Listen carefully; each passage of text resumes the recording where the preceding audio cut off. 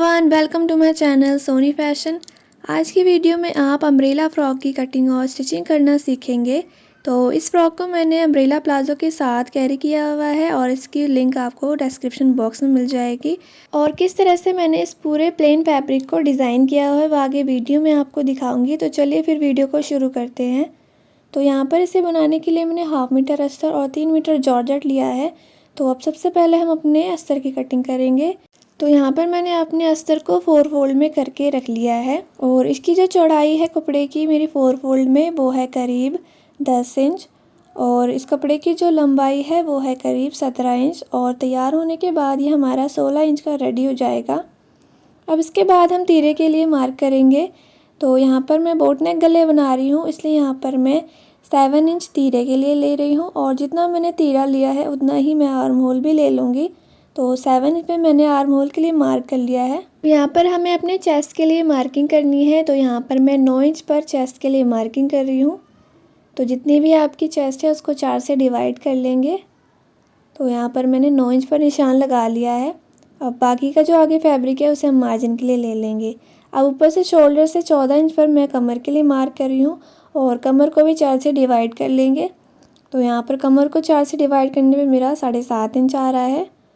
तो 7.5 इंच पे मैंने मार्क कर लिया है और 1.5 इंच आगे से मैंने एक्स्ट्रा मार्जिन का ले लिया है।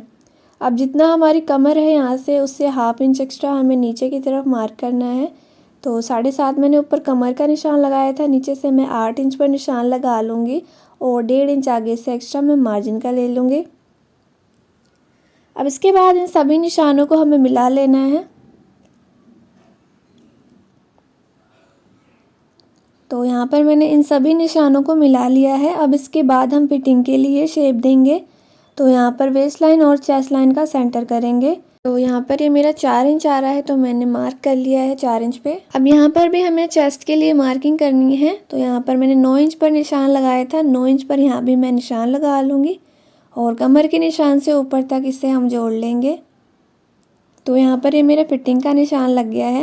इसके बाद हम बैक आर्म होल के लिए निशान लगाएंगे। तो यहाँ पर 1.5 इंच में मैंने एक निशान लगाते हुए बैक आर्म होल की शेप दे दी है और फ्रंट आर्म होल के लिए आधे इंच पर इस तरह से मार्क करेंगे और ऊपर से इस निशान को हमें जोड़ लेना है सीधा सीधा इस तरह से और आधे इंच पर एक निशान लगाते हुए फ्रंट आर्म होल की भी शेप दे देंगे। तो यहाँ पर मेरा निशान कंप्लीट हो गया है। अब इसके बाद हम इसकी कटिंग करेंगे।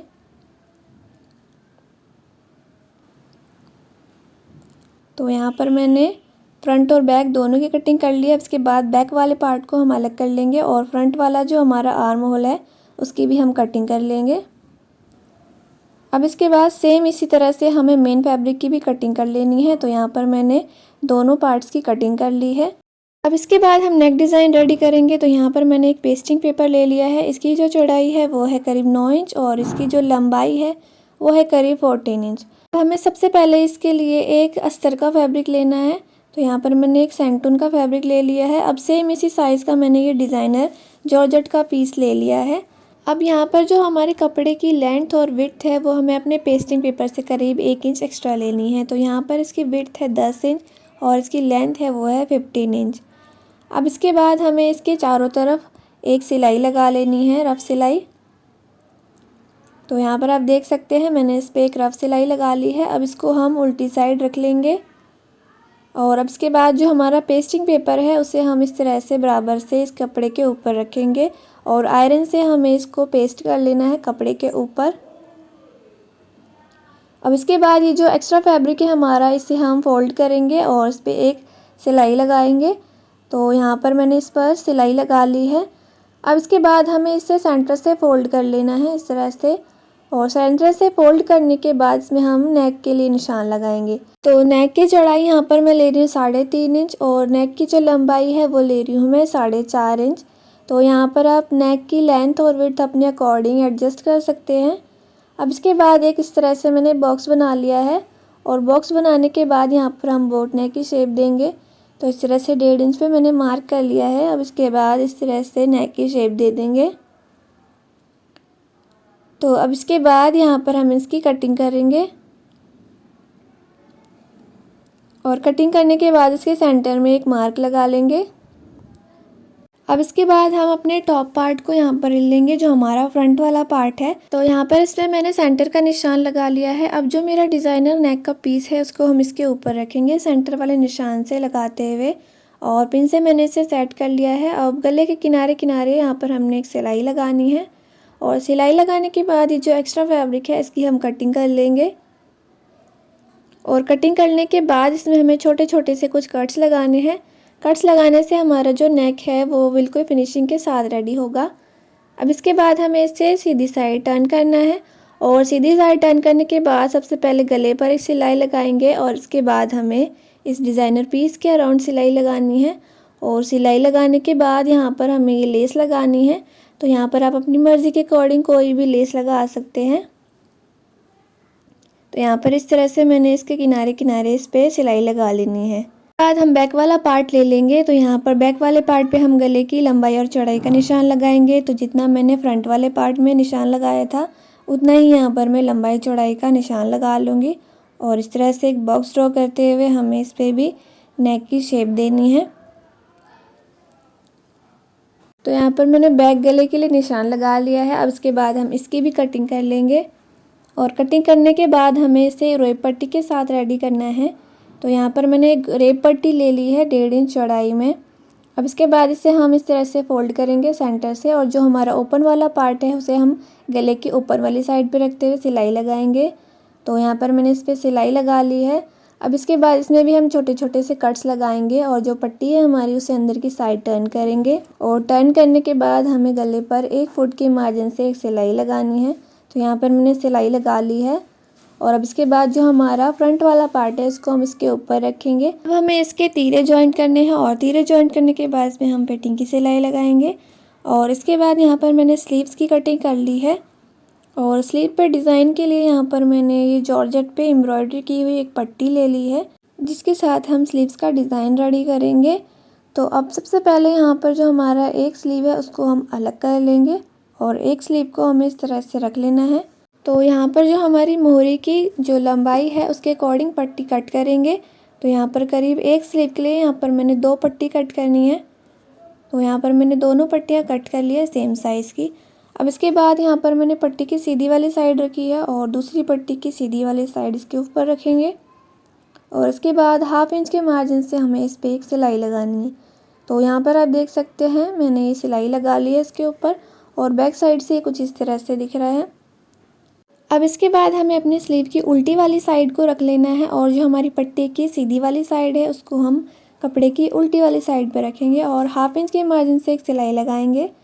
तो यहाँ पर आप देख सकते हैं मैंने इस पर सिलाई लगा ली है, और इसे अब हम सीधी साइड टर्न करेंगे।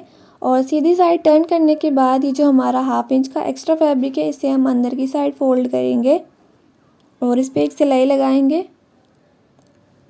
तो यहाँ पर आप देख सकते हैं मैंने दोनों तरफ एक एक सिलाई लगा ली है, और सिलाई लगाने के बाद ये हमारा स्लीव रेडी हो गया है। अब इसके बाद इस तरह से हमें इसको फोल्ड करना है, और उसके बाद इस पर हम फिटिंग की सिलाई लगाएंगे। तो यहाँ पर मैंने दोनों स्लीव रेडी कर लिए हैं इस तरह से। अब इसके बाद यहाँ पर मैंने अपने टॉप पार्ट को रख लिया है, और स्लीव्स को हमें यहाँ पर टॉप पार्ट के साथ अटैच करना है। और इसके बाद हम बॉटम पार्ट की कटिंग करेंगे। तो यहाँ पर कपड़े को मैंने डबल फोल्ड में करके बिछा लिया है। अब इसके बाद किसी भी एक किनारे से उठाते हुए इस तरह से हमें कपड़े को तिकोने में फ़ोल्ड कर लेना है, और तिकोने में फ़ोल्ड करने के बाद हम कमर के लिए निशान लगाएंगे। तो जितनी भी आपकी कमर है यहाँ पर उसको हमें 4 से डिवाइड करना है। तो यहाँ पर मेरी कमर है 30 इंच, तो 30 को 4 से डिवाइड करने पे आता है मेरा 7.5 इंच, और इसमें हमें 1 इंच एक्स्ट्रा मार्जिन का ऐड कर लेना है। और कपड़े की बंद वाली साइड से इस तरह से मैंने कपड़े को फोल्ड कर लिया है, और यहाँ पर हम 8.5 इंच नाप कर देख लेंगे। और अब इसके बाद हम लंबाई का निशान लगाएंगे। यहाँ पर जो मेरे टॉप पार्ट की लेंथ है वो है 16 इंच। तो इंची टेप को हमें 16 इंच ऊपर रखना है कमर के निशान से, और लंबाई का निशान लगाएंगे। तो यहाँ पर मेरी लंबाई है 47 इंच, उसमें हमें 1 इंच एक्स्ट्रा मार्जिन का ऐड करना है, और 48 इंच पर हम निशान लगा लेंगे। और इसी तरह से हमें कमर के निशान से इंची टेप को 16 इंच ऊपर रखते हुए हर 48 इंच पर निशान लगा लेना है। तो यहाँ पर मैंने निशान लगा लिया है। अब इसके बाद इस निशान को हमें मिला लेना है, और सभी निशानों को लगाने के बाद हमें इसकी कटिंग कर लेनी है।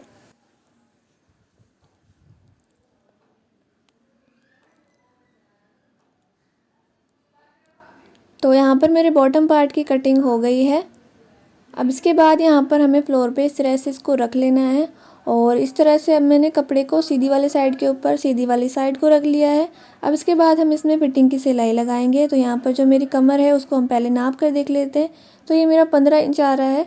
तो यहाँ पर भी हमें इंची टेप से 15 इंच पर निशान लगा लेना है। तो यहाँ पर मैंने निशान लगा लिया है। अब इसके बाद हमें नीचे तक इस निशान को मिला लेना है। इस तरह से तिरछे में हम निशान लगाते हुए जाएंगे।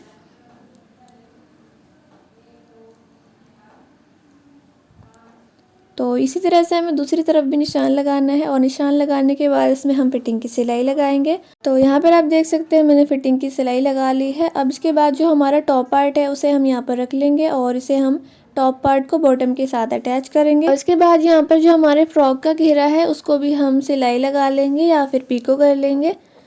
तो यहाँ पर आप देख सकते हैं मैंने इस पर सिलाई लगा ली है और टॉप पार्ट को बॉटम के साथ अटैच कर लिया है।